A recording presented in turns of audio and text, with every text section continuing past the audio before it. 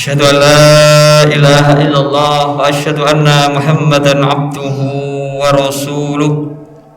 Allahumma shalli wa sallim wa barik ala Muhammad wa ala alihi wa ashabihi ajma'in. Fa ya ayuhan nas ittaqullaha haqqa tuqatih wa la tamutunna illa wa antum muslimun.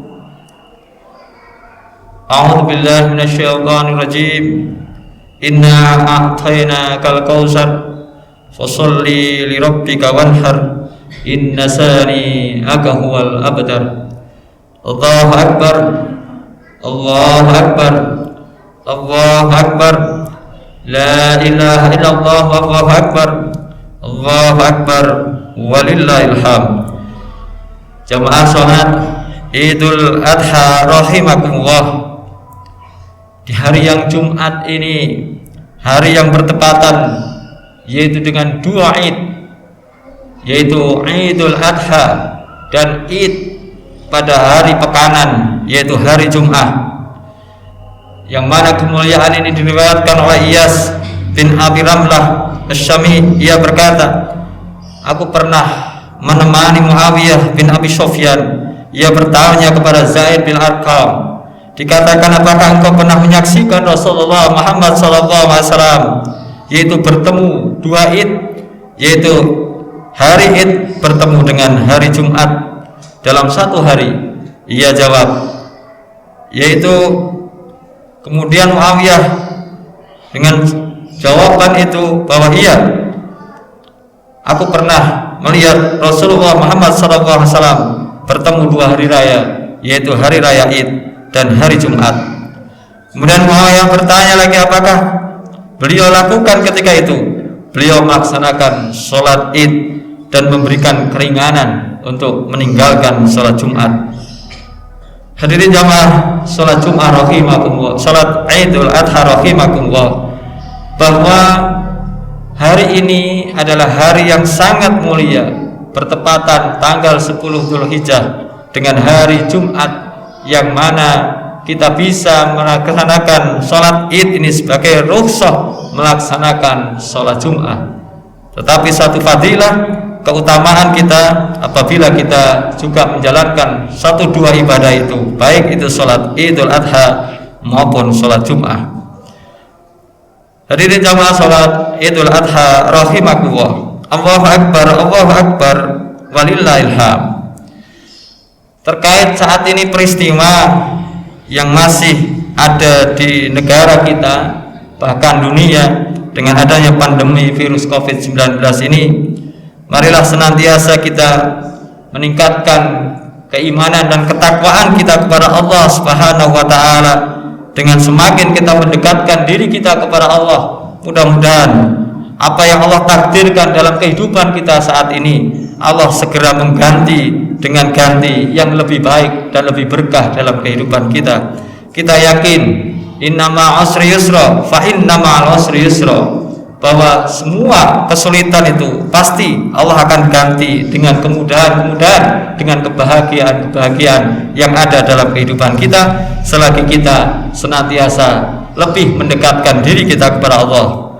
Terutama hadirin sholat Idul Adha rahimakumullah, terkait dengan pelaksanaan kurban, sebagaimana telah kita ketahui berasal dari sebuah kisah pengorbanan, yaitu keluarga Nabi Ibrahim alaihissalam ketika diperintahkan untuk menyembelih putranya, yaitu yang bernama Ismail alaihissalam. Kisah ini merupakan kisah suatu teladan bagi kehidupan kita, bahwa kehidupan itu oleh Allah Subhanahu wa taala akan diuji dengan kesulitan, bahkan perintah yang mana perintah itu merupakan perintah yang paling berat yang diterima oleh Nabi Ibrahim alaihissalam. Kisah tersebut di dalam Al-Quran surat As-Saffat ayat 99 sampai ayat 111. Nabi Ibrahim diperintahkan oleh Allah Subhanahu wa taala untuk menyembelih putranya sendiri Ismail alaihissalam, sebagaimana tersebut falamma balagha ma'hu, yaitu Allah memerintahkan tatkala anak itu sampai berumur sanggup berusaha bersama Nabi Ibrahim, tetapi Allah Subhanahu wa taala memerintahkan falamma balagha mau sa'ya qala ya bunayya inna ara fil manam, bahwasanya bersama-sama Nabi Ibrahim berkata, hai anakku, sesungguhnya aku melihat aku dalam mimpiku bahwa aku untuk menyembelih atbahka fanzur madza tara, aku untuk menyembelihmu. Maka dalam hal ini qala ya abatil af'al ma tu'maru sajadtuni insyaallah minas sabirin. Maka dikatakan dalam firman Allah Subhanahu wa taala itu, maka bagaimana pendapatmu? Lalu dijawab oleh Ismail alaihissalam, wahai ayahku, kerjakanlah apa yang diperintahkan kepadamu, insyaallah kamu akan mendapatiku termasuk orang-orang yang sabar. Hadirin jamaah salat Idul Adha rahimakumullah, ketika Ismail itu berada dalam usia ghulam atau usia anak-anak, ia telah sampai pada usia yang mana sa'ya, yaitu usia di mana anak tersebut mampu bekerja, mampu melakukan perintahnya orang tua. Saat itu muncullah kecintaan Nabi Ibrahim alaihissalam kepada putranya dengan benar-benar, karena dapat banyak mendatangkan manfaat dengan hadirnya Nabi Ismail alaihissalam. Tetapi ujian berat itu harus dilaksanakan. Inilah mimpi ayahnya Nabi Ibrahim alaihissalam untuk menyembelih putranya yaitu Ismail alaihissalam, yang mana ini bentuk ketaatannya kepada Allah Subhanahu wa taala, melaksanakan kesabaran, yaitu mendorong ayahnya untuk melakukan kesabaran pula.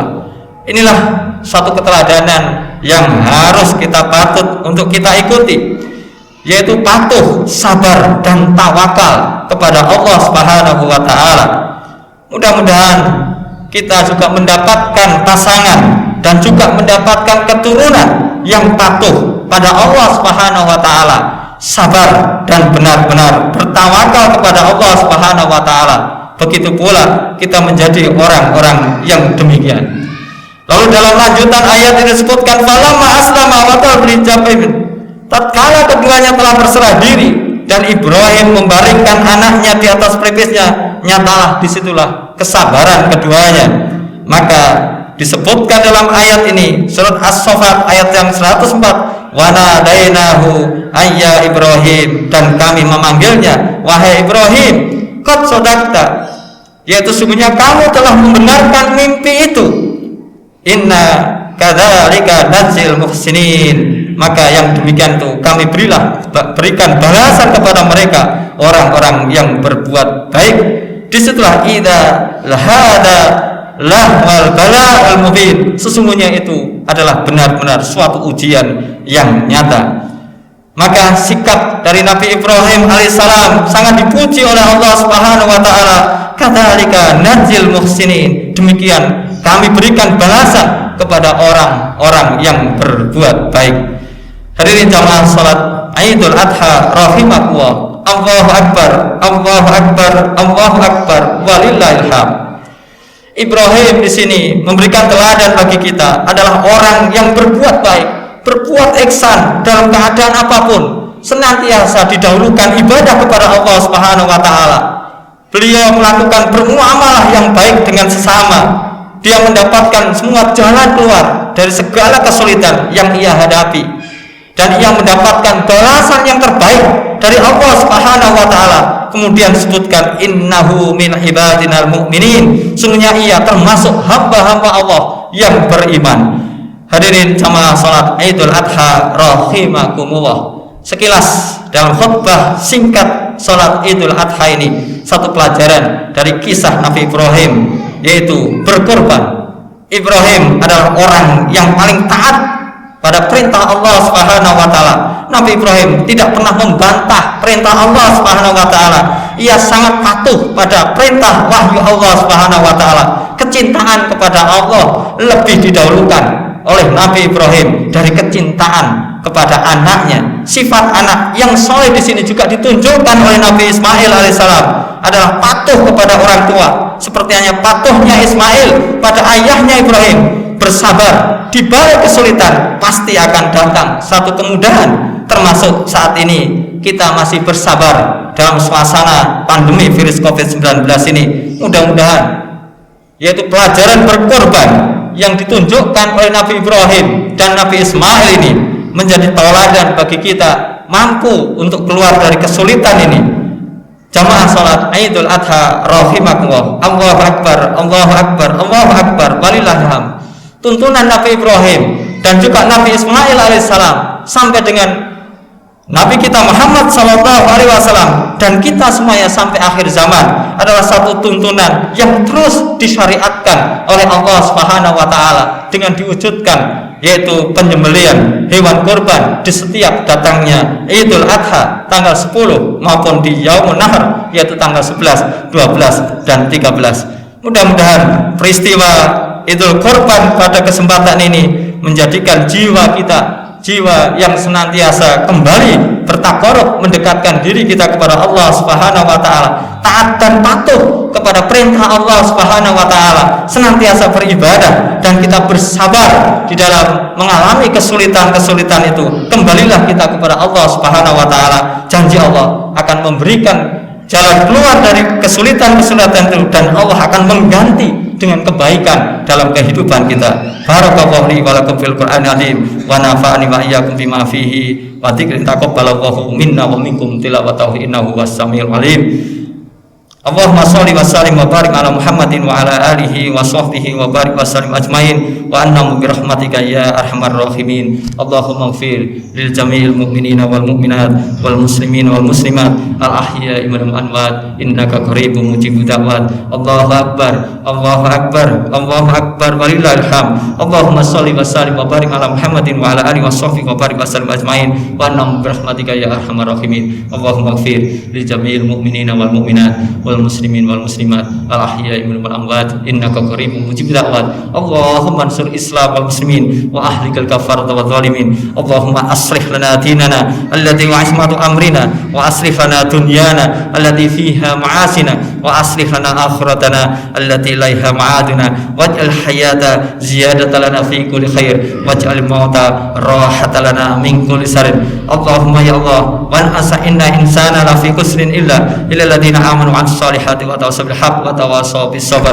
Allahumma arinal haqqa haqqan warzuqna ittiba'ah wa aril batila batila warzuqna ijtinaba. Rabbana hab lana min azwajina wa dhurriyyatina qurrata a'yun waj'alna muttaqina imama. Rabbana zalamna anfusana wa illam taghfir lana wa tarhamna lanakunanna minal khasirin. Allahumma inna nas'aluka fi salamatan fi dinina fi jasadina wa fi kulli ibadatina wa fi kulli ahlina. Rabbana atina fid dunya hasanah wa fil akhirati hasanah wa qina adzabannar walhamdulillahi rabbil alamin.